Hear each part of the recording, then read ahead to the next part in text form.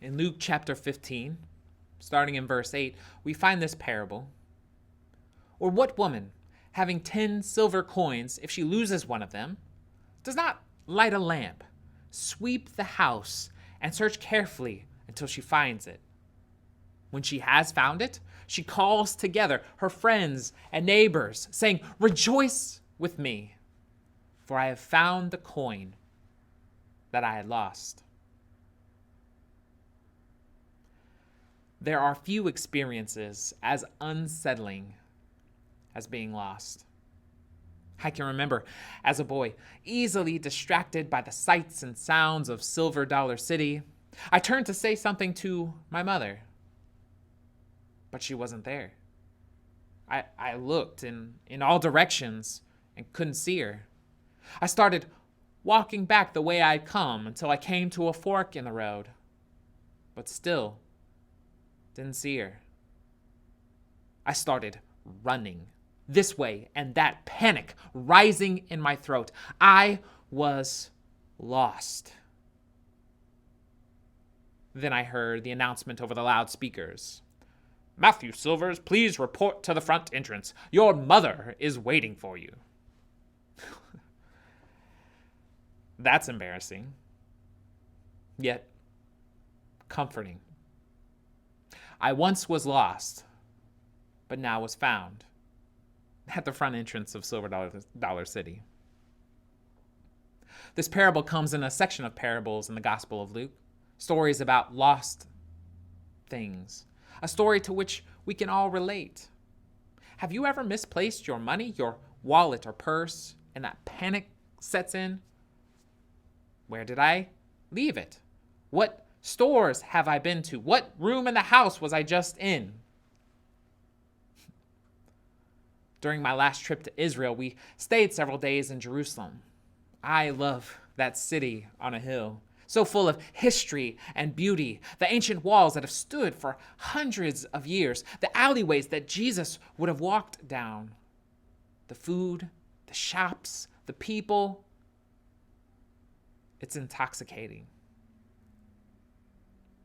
If you leave the beaten path, it's easy to get lost in the old city. Make one wrong turn, and you can find yourself in a labyrinth of corridors and alleyways that look like every other one you just walked down. If you want to get to where you're going, you have to pay attention to the signs, to the landmarks. One of the clearest paths to find is the Via Dolorosa, or the Way of the Cross. This is a traditional marked route where Jesus would have walked on his way to Calvary. It marks where Jesus was beaten, where he fell, where Simon helped carry the cross, and other spots along that journey. There is usually a church marking each site, and in fact, some of the sacred sites are inside the sanctuaries themselves. Each place labeled with a sign to let you know what happened there. While we were walking the way of the cross with my Jewish, Muslim, and Christian friends, our guide stopped us for a moment and invited us into a broom shop, a place that sold handmade brooms. Now, I know what you were thinking, because I was thinking the same thing. Why are we in a broom shop? As we looked around the nondescript shop, I noticed the sign above the door. It let people know that this shop was a place where folks who were unable to see could come and work, making brooms and earning a living wage. Our guide told us the story of how his uncle, who was blind, came here and helped provide for his family. He said as his uncle would make his way to and from the shop, he would often be stopped by tourists who would ask him for help through the city. They were off the beaten path. Now, even though his uncle was blind, he knew the city by heart. He knew it by its feel, its smell.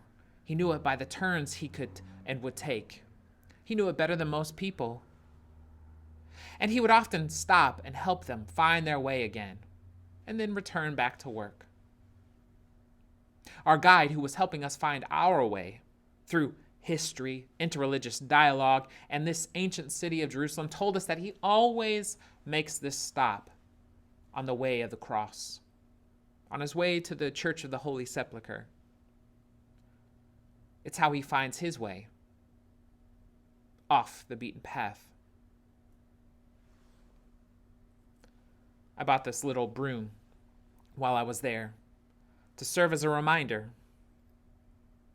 Sometimes when I think I'm lost, I'm really just being found. It serves to remind me that off the beaten path is where I most often meet God. Will you pray with me? God, I know at times we feel lost, uncertain, unsure of what to do next.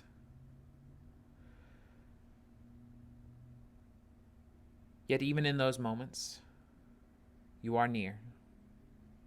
You share your love and your compassion with us.